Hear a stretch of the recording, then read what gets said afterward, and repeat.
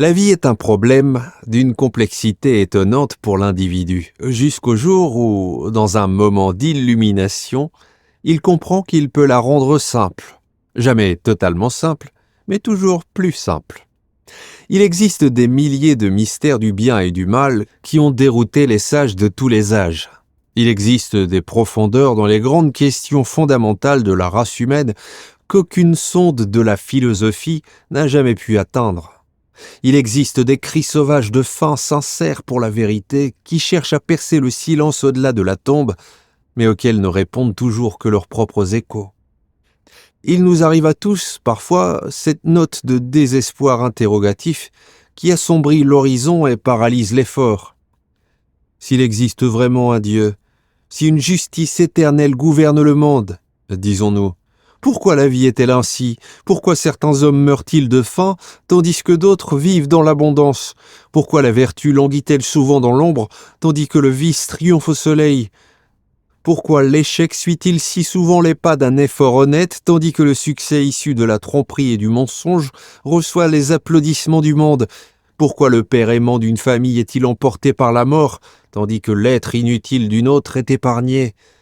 Pourquoi y a-t-il tant de douleurs inutiles, tant de souffrances et de chagrins dans le monde? Et pourquoi en faut-il? Ni la philosophie, ni la religion ne peuvent fournir de réponse finale entièrement satisfaisante, démontrable logiquement et absolument prouvable. Il reste toujours, même après les meilleures explications, un résidu de l'inexpliqué. Il faut alors se reposer dans les bras éternels de la foi et être assez sage pour dire « Je ne me laisserai pas troubler par ces problèmes de la vie, je ne leur permettrai pas de me plonger dans le doute ni de voiler ma vie d'incertitude. » L'homme s'arroge trop lorsqu'il exige de l'infini la solution complète de tous ces mystères. Je fonderai ma vie sur le roc solide d'une vérité fondamentale. Cette création glorieuse, avec ses millions de phénomènes merveilleux en harmonie avec des lois éternelles, doit avoir un créateur, et ce créateur doit être omniscient et tout-puissant. Mais ce créateur ne peut exiger d'aucune créature plus que le meilleur qu'elle peut donner. Je ferai chaque jour, à chaque instant, de mon mieux avec la lumière que j'ai. Je chercherai toujours plus de lumière, une compréhension plus parfaite de la vérité, et je vivrai autant que possible en harmonie avec la vérité telle que je la vois. Si l'échec survient, je l'affronterai avec courage. Si mon chemin passe par l'ombre de l'épreuve, de la douleur et de la souffrance, j'aurai la paix reposante et la force sereine de celui qui a fait de son mieux, qui peut regarder le passé sans regret et qui a le courage héroïque d'affronter les résultats, quels qu'ils soient, sachant qu'il ne pouvait les rendre différents. Sur cette base de vie, sur ce fondement, l'homme peut construire toute superstructure de religion ou de philosophie qu'il estime moralement juste. Il devrait ajouter à son existence toute force et toute inspiration morale, mentale ou spirituelle qu'il peut obtenir. Cette foi simple n'est opposée à aucun credo et ne remplace aucun autre. Elle est seulement une croyance fondamentale, une citadelle, un refuge où l'individu peut se retirer pour retrouver la force nécessaire lorsque la vie devient difficile. Une simple théorie de la vie, tant qu'elle reste théorie, est aussi inutile à un homme qu'un menu doré à un marin affamé sur un radeau au milieu de l'océan. Elle irrite sans nourrir. Aucune règle de vie supérieure n'aidera un homme tant qu'il ne la rend pas sienne, tant qu'il ne la met pas en pratique dans sa vie quotidienne, tant que cette graine de théorie dans son esprit ne devient pas une réalité vivante dans ses pensées, ses paroles et ses actes. Si un homme cherche sincèrement à vivre de son mieux en tout temps, cette résolution se manifeste à chaque instant de sa vie. Aucun détail de son existence n'est trop insignifiant pour refléter son principe de vie. Le soleil éclaire et embellit une feuille tombée au bord de la route, avec autant d'impartialité qu'un sommet imposant des Alpes. Chaque goutte d'eau de l'océan est une synthèse de la chimie de tout l'océan. Chaque goutte est soumise exactement aux mêmes lois qui régissent l'infinité unifiée des milliards de gouttes qui composent cette merveille de la nature que les hommes appellent la mer. Quelle que soit la modestie de la vocation d'un individu, aussi peu intéressante et monotone que soit la routine de ses devoirs, il doit faire de son mieux. Il doit ennoblir ce qu'il fait par l'esprit qu'il y met. Il doit dynamiser la petite part de pouvoir, d'énergie, de capacité ou d'opportunité qu'il possède afin de se préparer à être à la hauteur de responsabilités plus élevées lorsqu'elles se présenteront. Cela ne conduira jamais l'homme à cette faible forme de contentement qui se satisfait de ce que le sort lui attribue. Cela remplira plutôt son esprit de cette divine insatisfaction qui accepte avec joie le mieux, simplement comme un substitut temporaire à quelque chose de meilleur. L'homme qui cherche toujours à faire de son mieux est un homme vif, actif, éveillé et combatif. Il se surveille constamment dans les moindres détails. Sa norme n'est pas « que dira le monde ?» mais « est-ce digne de moi ?» Edwin Booth, l'un des plus grands acteurs de la scène américaine, ne s'autorisait jamais à adopter une posture disgracieuse, même dans l'intimité. Dans cette simple chose, il vivait toujours au mieux de lui-même. Sur scène, chacun de ses mouvements était d'une grâce naturelle et inconsciente. Ceux de sa troupe qui étaient conscients de leurs gestes étaient les maladroits, ceux qui cherchaient en public à corriger ou à dissimuler la négligence de leurs attitudes et mouvements privés. L'homme qui est négligé et distrait dans son langage quotidien, dont le vocabulaire est une collection des banalités anémiées, dont les répétitions de formules et l'excès d'interjections ne servent qu'à masquer faiblement son absence d'idées, ne sera jamais brillant au moment où il voudra éclipser les étoiles. Vivre au mieux de soi-même, c'est être en préparation constante pour l'action immédiate. Cela ne rend jamais l'homme excessivement pointilleux, conscient de lui-même, affecté ou prétentieux. L'éducation, au sens le plus élevé, est un entraînement conscient de l'esprit ou du corps à agir inconsciemment. C'est la formation consciente d'habitudes mentales, et non la simple acquisition d'informations. L'une des nombreuses façons dont l'individu s'efface imprudemment lui-même est dans son culte fétichiste de la chance. Il a le sentiment que tous les autres sont chanceux et que quoi qu'il entreprenne, il échoue. Il ne réalise pas l'énergie inlassable, la concentration constante, le courage héroïque, la patience sublime qui constitue le secret du succès de certains hommes. Leur chance venait du fait qu'ils s'étaient préparés à être à la hauteur de l'opportunité lorsqu'elle se présentait et qu'ils étaient suffisamment éveillés pour la reconnaître et la saisir.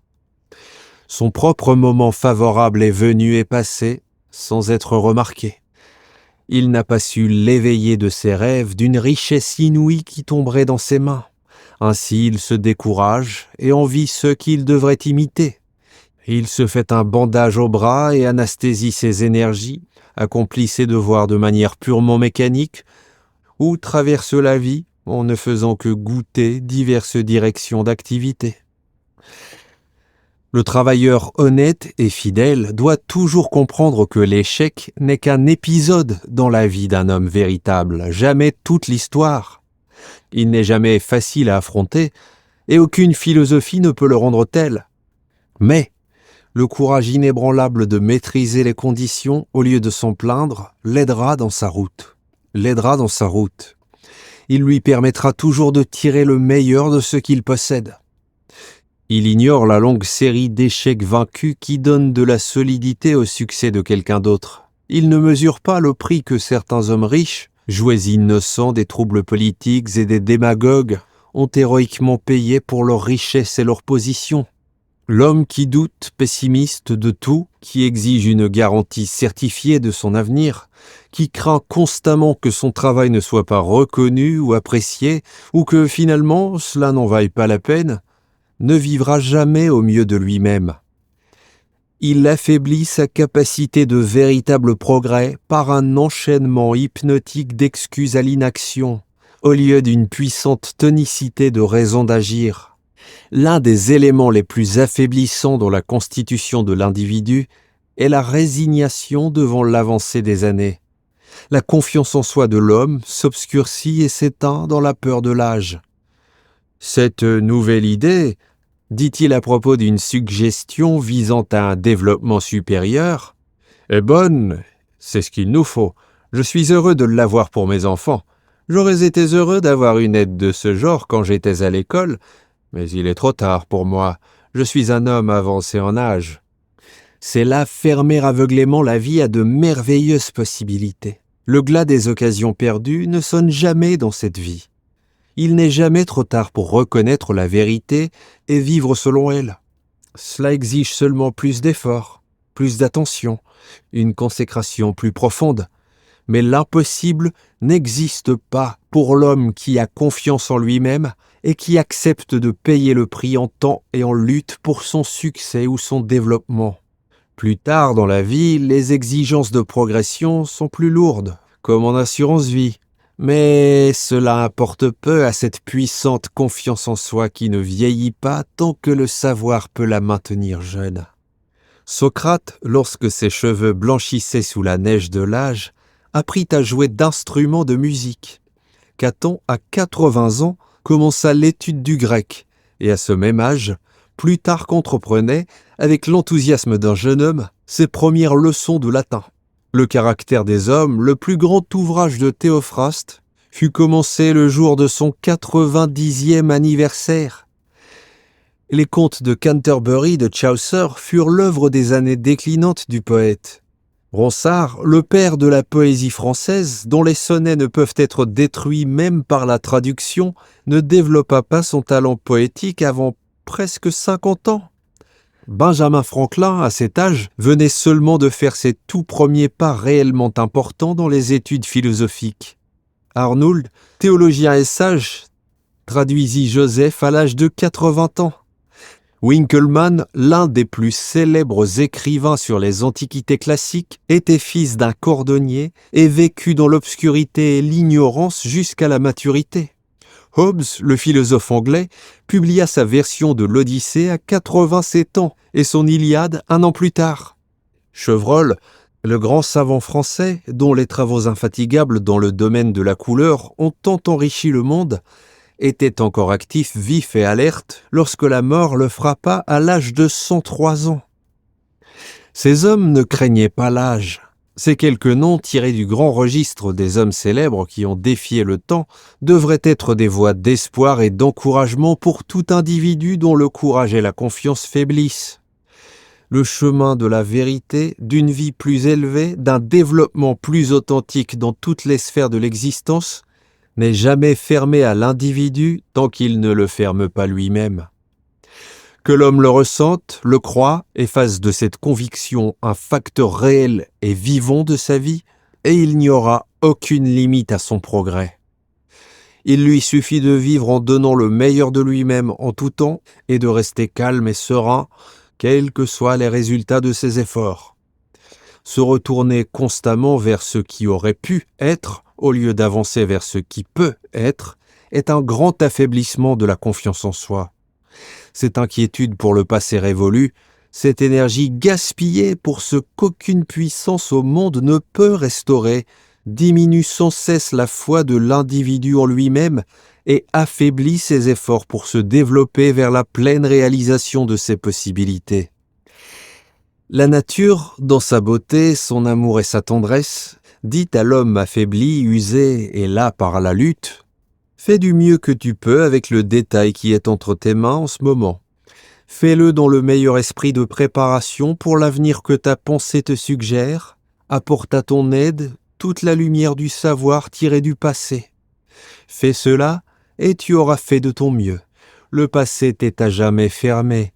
Il t'est fermé pour toujours. Aucun souci, aucun combat, aucune souffrance, aucune agonie du désespoir ne peut le modifier. Il est aussi hors de ta portée que s'il était situé à 1 million d'années dans l'éternité derrière toi. Tourne tout ce passé, avec ses heures tristes, ses faiblesses et ses fautes, ses occasions perdues, en lumière. Tourne-le avec confiance et espérance vers l'avenir. transforme-le en une vérité et une lumière plus pleine, afin que chaque détail du présent devienne un nouveau passé dont il sera joyeux de se souvenir. Que chaque détail soit une préparation plus grande, plus noble et plus parfaite pour l'avenir. Le présent et l'avenir que tu peux en faire sont à toi. Le passé est retourné en arrière, avec tous ses messages, toute son histoire, tous ses registres, vers le Dieu qui t'a prêté ces instants précieux pour les utiliser en obéissance à sa loi.